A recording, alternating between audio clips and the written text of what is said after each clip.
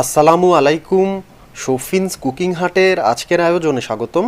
আশা করি আপনারা সবাই অনেক ভালো আছেন। আজকের ভিডিওতে আপনাদের সাথে চনার ডাল দিয়ে খাসির মাংস রান্নার রেসিপি শেয়ার করব।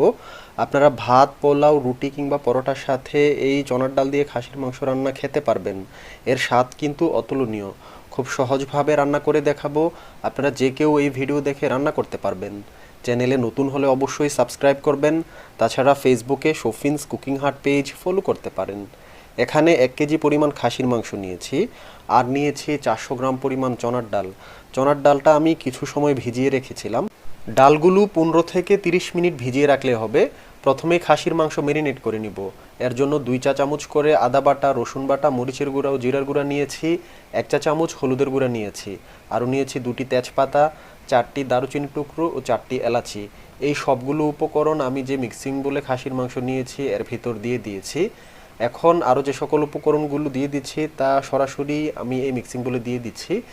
1 কাপ পরিমাণ পেঁয়াজ কুচি, 5টা কাঁচামরিচ এবং 1 চা চামচ পরিমাণ লবণ দিয়ে দিয়েছি। আরও দিয়ে দিচ্ছি হাফ কাপ পরিমাণ তেল। যখন সবগুলো উপকরণ এই মিক্সিং বলে দিয়ে দেওয়া হয়ে গিয়েছে, এখন খুব ভালো করে মাখিয়ে নেব। যখন ম্যারিনেট করা হয়ে যাবে তখন কিন্তু আমি রেস্টে রেখে দিব না, সরাসরি চুলোয় চলে যাব।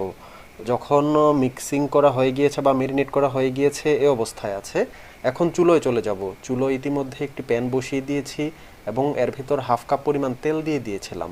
তেল যখন গরম হয়েছিল তখন এর ভিতর 1/4 কাপ পরিমাণ রসুন কুচি দিয়ে দিয়েছিলাম। রসুন যখন সামান্য ভাজা হয়ে গিয়েছে এর ভিতর 1 চা চামচ পরিমাণ মেথি দিয়ে দিয়েছি। মেথি দিয়ে 30 সেকেন্ড বা 45 সেকেন্ডের মতো ভেজে নিব। তারপর আমি যে খাসির মাংস রেখে দিয়েছিলাম ম্যারিনেট করে তা দিয়ে দিব প্যানের ভিতর। দিয়ে খুব ভালো করে নেড়ে মিশিয়ে দিব।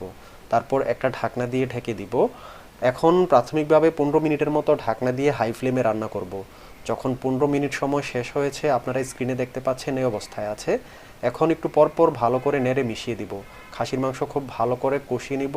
কষানোতেই খাসির মাংসটা খুব ভালো করে সিদ্ধ করে নিতে হবে। এ চুলায় খাসির মাংসটা জাল হতে হতে আমি পাশের চুলায় একটি হাঁড়িতে ডালগুলো সিদ্ধ হওয়ার জন্য বসিয়ে দিয়েছি। এর ভিতর 3 কাপ পরিমাণ পানি দিয়ে দিয়েছি। যখন 15 থেকে 20 মিনিট সময় শেষ হয়েছে, ডালগুলো কিন্তু প্রায় সিদ্ধ হয়ে গিয়েছে, প্রায় কি একদমই সিদ্ধ হয়ে গিয়েছে।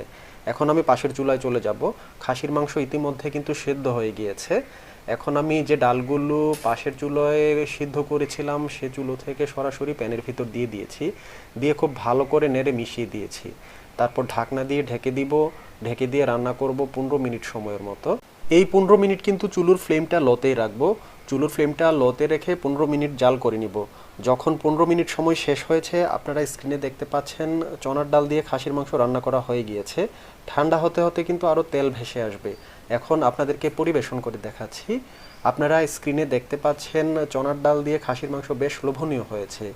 আপনারা যে কেউ কিন্তু এই ভিডিও দেখে সহজে রান্না করতে পারবেন। এই ভিডিওটি আমি রিক্রিয়েট করেছি। আপনারা আরও নতুন নতুন ভিডিও পেতে আমার সাথে থাকবেন। আশা করি আজকের রেসিপি ভালো লেগেছে।